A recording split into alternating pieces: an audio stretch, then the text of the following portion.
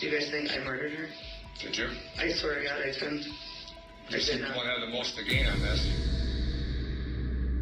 Bonjour à tous, bienvenue dans cette nouvelle vidéo. J'espère que vous allez bien. Je vous retrouve aujourd'hui pour une affaire différente de ce que j'ai l'habitude de traiter. Je vais vous parler de meurtre, de trahison et de cupidité. En plus de cela, c'est une affaire également récente puisque le procès a eu lieu en octobre 2023, donc il y a à peine quelques mois. Je vous laisse tout de suite découvrir cette affaire.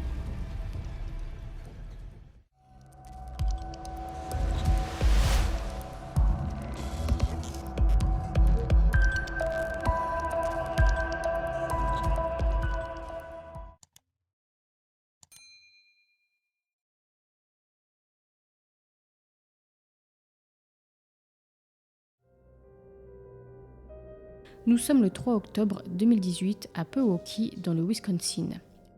Jessie Kurczewski appelle le 911 et signale à l'opérateur qu'elle a retrouvé son amie Lynn Hernan inconsciente chez elle dans un fauteuil.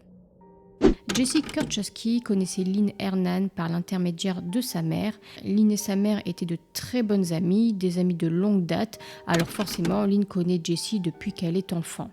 Et par la suite, elles sont également devenues très proches toutes les deux. Et en 2018, Jessie aidait beaucoup Lynn au quotidien car sa santé a commencé à se dégrader 2 ans plus tôt, en 2016. Elle souffrait notamment d'une maladie pulmonaire, d'hypertension artérielle et de graves problèmes gastro-intestinaux. Et elle avait été hospitalisée à plusieurs reprises. Et comme elle vivait seule, elle n'était pas mariée, elle n'avait pas d'enfants, et bien Jessie se rendait quotidiennement à son domicile. Elle veillait sur elle, elle faisait ses courses, elle s'occupait des factures, etc. Donc c'était une aide permanente. Au moment des faits, Lynn a 62 ans, tandis que Jessie en a 34. En tout cas, le 3 octobre 2018, alors que Jessie se rend chez Lynn, elle la retrouve inconsciente. Et pour les premiers intervenants présents sur les lieux, il semble que Lynn soit morte d'une overdose de médicaments. Car des médicaments ont été retrouvés à plusieurs endroits, certains éparpillés sur le tapis, tandis que d'autres ont été retrouvés écrasés sur une assiette près du corps de Lynn Hernan. Et il y avait également des médicaments écrasés sur la poitrine de Lynn. Selon Jessie, Lynn avait pour habitude d'écraser les médicaments en raison de ses problèmes de déglutition. Et donc à première vue, en raison des médicaments écrasés et retrouvés autour et sur elle, il s'agirait d'un suicide. Mais avant de se prononcer à 100% sur la thèse du suicide et de conclure l'affaire ainsi, ils ont décidé d'effectuer des analyses toxicologiques afin d'en savoir un peu plus sur le type de médicaments qu'elle a ingéré. Et une fois les résultats d'analyse reçus, ils ont d'abord découvert qu'aucun des médicaments écrasés qui ont été trouvés sur Lynn et à côté d'elle n'était dans son organisme. Donc c'est plutôt étrange. Autre élément étrange, Lynn avait dans son organisme une grande quantité de tétrahydrozoline. Et ça, c'est vraiment bizarre que ce médicament se trouve dans son estomac, puisque c'est une substance qui se trouve dans les gouttes pour les yeux. Ce type de médicament se trouve facilement en vente libre en pharmacie, mais peut être mortel lorsqu'il est ingéré en grande quantité. Même si de base, on ne l'ingère pas, on le met dans les yeux. En tout cas, rapidement, plusieurs questions se posent alors, et la thèse du suicide est doucement écartée. Pourquoi Lynn aurait-elle bu un produit pour les yeux ?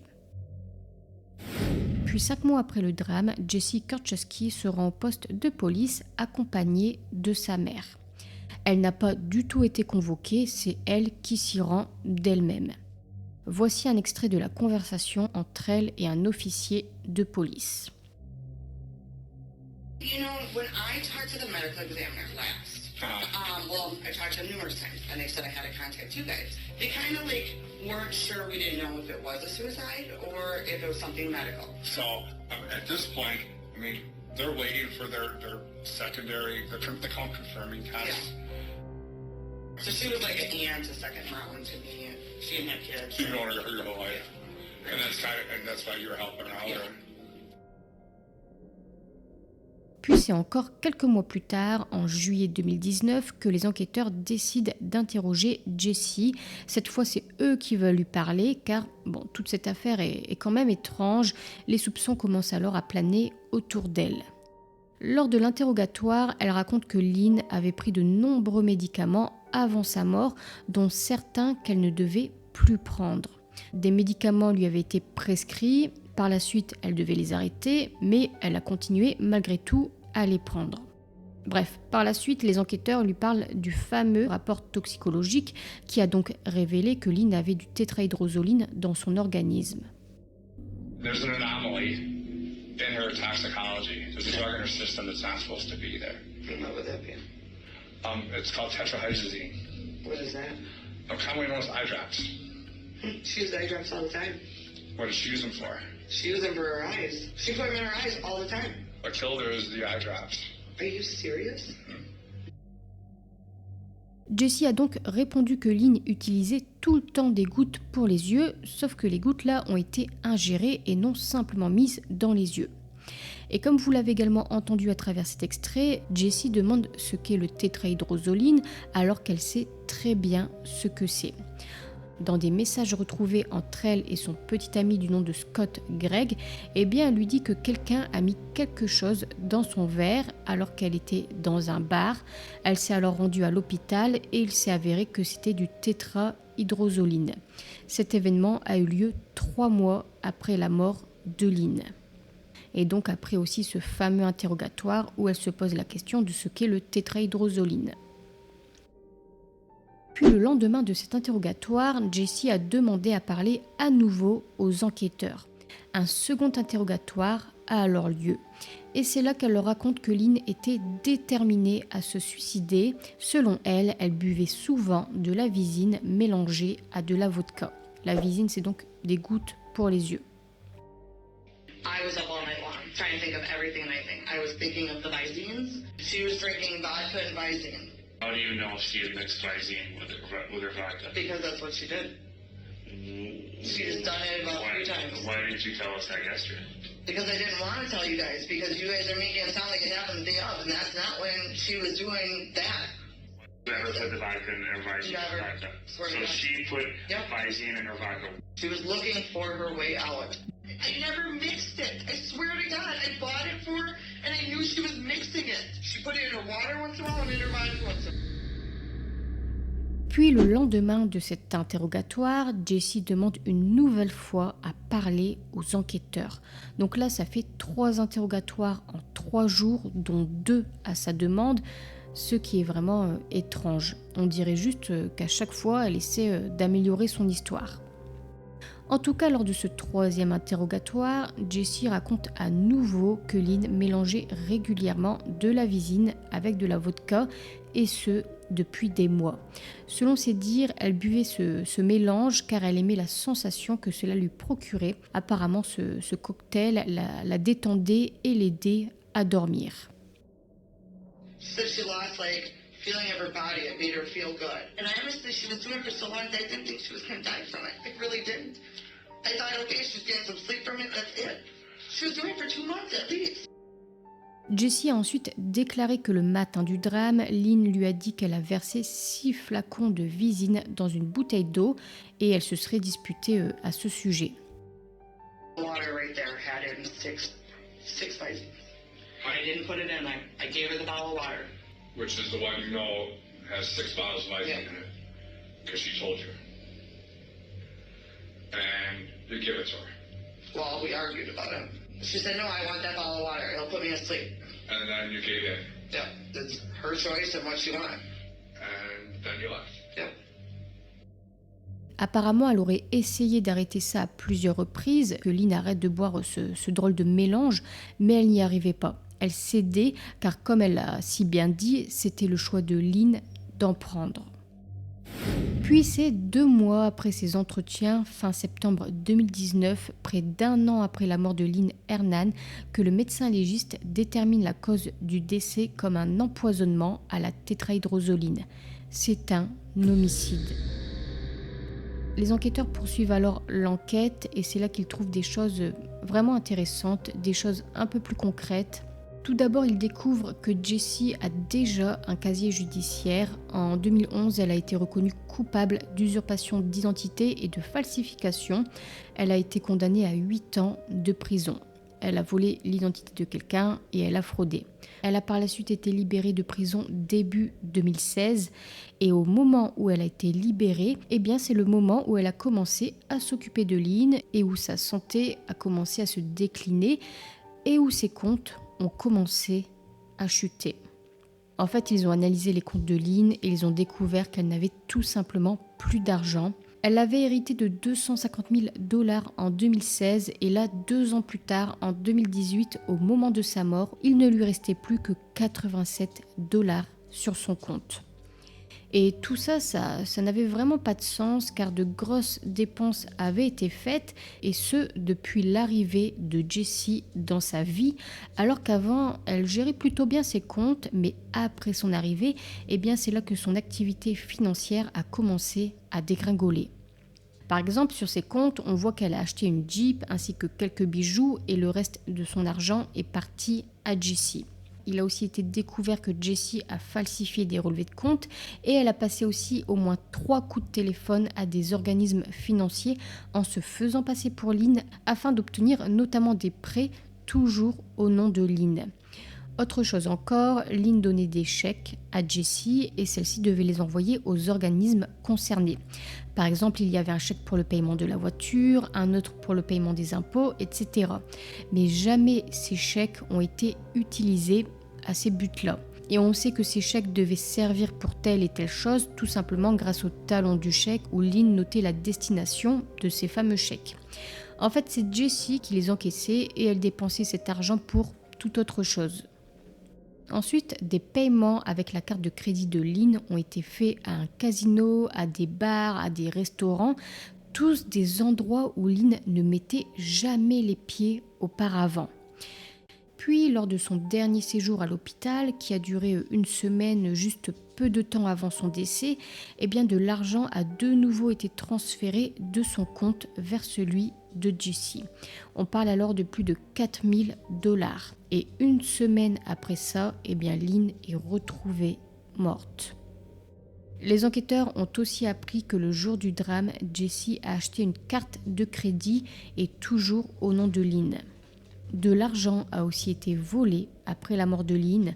Quelques jours après sa mort, Jessie a acheté pour $3,000 de meubles, toujours avec une carte de crédit appartenant à Lynn. Jessie l'a donc volé de son vivant, mais aussi après sa mort.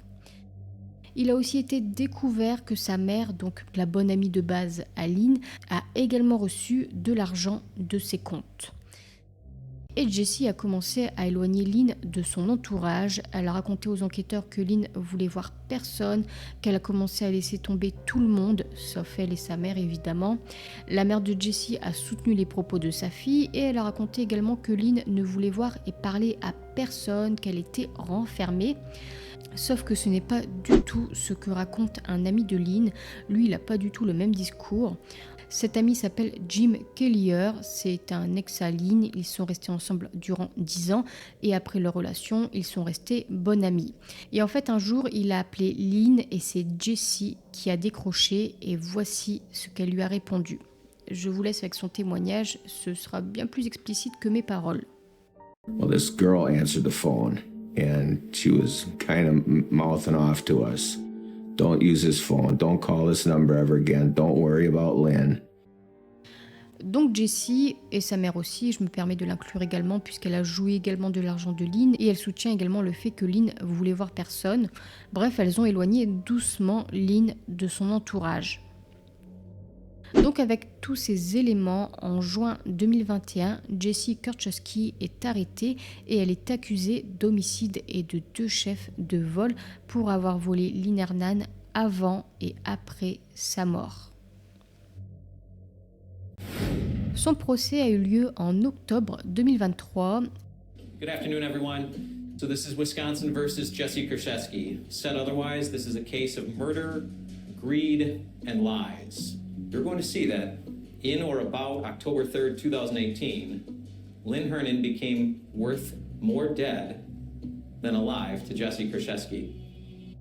Selon l'accusation, Jessie aurait délibérément empoisonné Lynn avec des gouttes pour les yeux après avoir dilapidé son argent. Elle lui aurait donné une bouteille d'eau dans laquelle elle aurait préalablement mis une grosse dose de tétrahydrozoline. Elle lui aurait pris environ 140 000 $ en 2 ans de son vivant et après sa mort, elle lui aurait pris encore environ 80 000 $. L'accusation a ensuite fait témoigner 2 témoins qui ont affirmé que Lynn était troublée dernièrement par le fait que son argent disparaissait. Ils ont ensuite fait appel à d'autres témoins qui contestent, eux, la thèse du suicide. Par exemple, ils ont fait appel à son ami Jim Kellier et lui, il ne croit pas du tout à la thèse du suicide. She never gave me the indication of suicidal. Never. Ils ont également fait appel à Anthony Pozza qui a également témoigné à ce sujet. Il a raconté que malgré ses problèmes médicaux, Lynn semblait aller mieux. The last time I saw Lynn was a month before she passed away. She said she was starting to feel better, and she's like, "I'm fine. I'm glad I'm getting out again, and we need to do this more often." Pour l'accusation, Jessie l'a donc tué pour de l'argent, puis elle a mis en scène la scène de crime en disposant des médicaments écrasés sur et autour de Lynn pour faire croire à un suicide. Quant à la défense, maintenant, eux, ils ont maintenu le fait que Lynn s'est suicidée. Ils ont raconté qu'à mesure que sa santé se détériorait, elle devenait découragée. Selon eux, le 3 octobre 2018, elle était fatiguée d'être malade et elle a alors décidé de mettre fin à ses jours. When they arrived on the scene, this is what they found at the scene. They found a lot of empty prescription bottles. And they can't see that as a suicide? She's innocent. Find her not guilty. Selon eux, elle a donc ingéré volontairement des gouttes pour les yeux. Ils ont aussi raconté qu'elle a également ingéré d'autres médicaments, des médicaments qu'elle ne devait donc plus prendre, qu'ils ne lui étaient plus prescrits. Donc encore une fois, elle s'est mise volontairement en danger. La défense a ensuite fait appel à des témoins qui ont affirmé que la santé de Lynn était dégradée et qu'elle était déprimée. Ils ont notamment fait appel à un homme du nom de Gary Verdine, qui est un ami de la mère de Jessie. Je ne sais donc pas trop du coup si ce témoin est vraiment fiable, puisque c'est plus un proche du côté de Jessie que de Lynn. En tout cas, cet homme lui a rendu visite à 2 reprises et la seconde visite a eu lieu environ 1 an avant sa mort.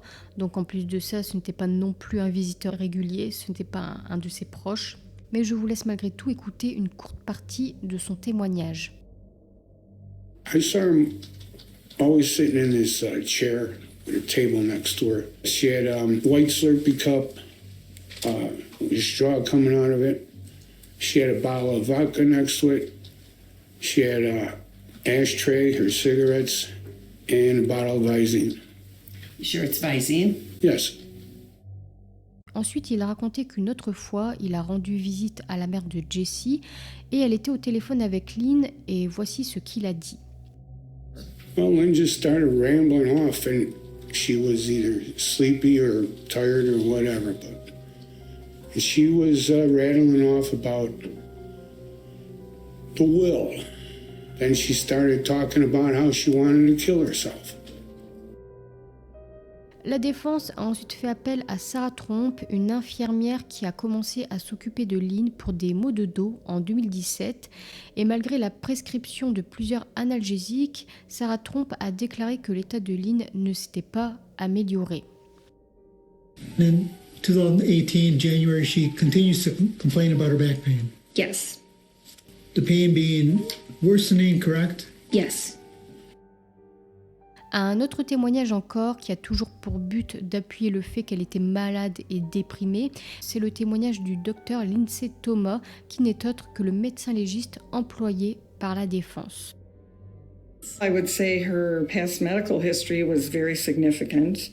She had a very long list of medical conditions and also had quite a few psychiatric disorders, depression, anxiety, agoraphobia, which is fear of public places, chronic insomnia.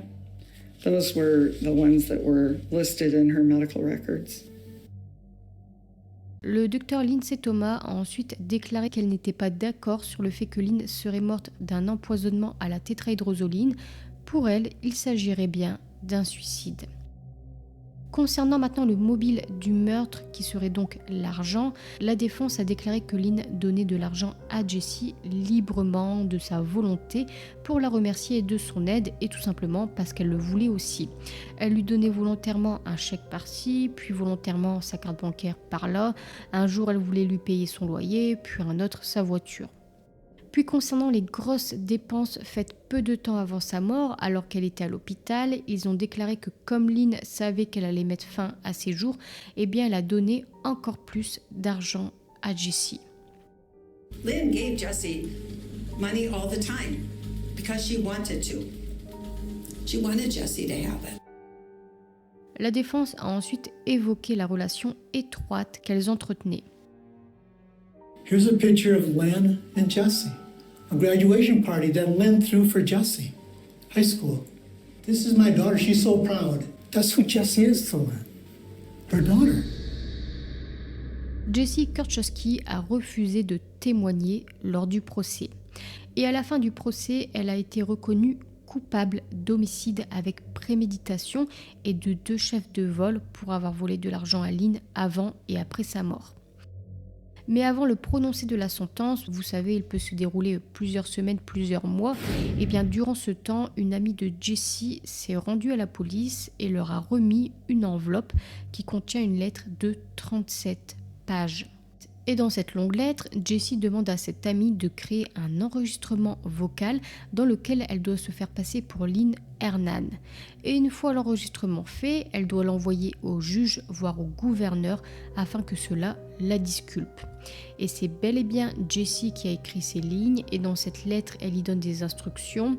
Par exemple, son amie doit utiliser la voix d'une femme âgée, elle doit prendre une voix rock, et elle lui dit également de dire, alors je cite selon ses mots, « Je ne peux plus continuer, j'ai choisi de boire de la visine et de mettre fin à mes jours. » Jessie Kurczewski a nié avoir écrit ces pages. Pour autant, une vidéo la montre en train de mettre des feuilles dans une enveloppe qu'elle laisse ensuite sur le lit d'un autre détenu, et ce détenu la porte ensuite à un point de dépôt de courrier. Nous voilà maintenant 6 mois après le procès. En avril 2024, Jessie est de retour devant le tribunal pour entendre sa sentence. Elle nie alors à nouveau être l'auteur de cette lettre et elle clame son innocence. Elle affirme avoir été une amie loyale pour Lynn. Jessie Kurczewski a été condamnée à la prison à vie. Elle pourra être libérée après avoir purgé 40 ans de prison. Elle sera alors âgée de 80 ans.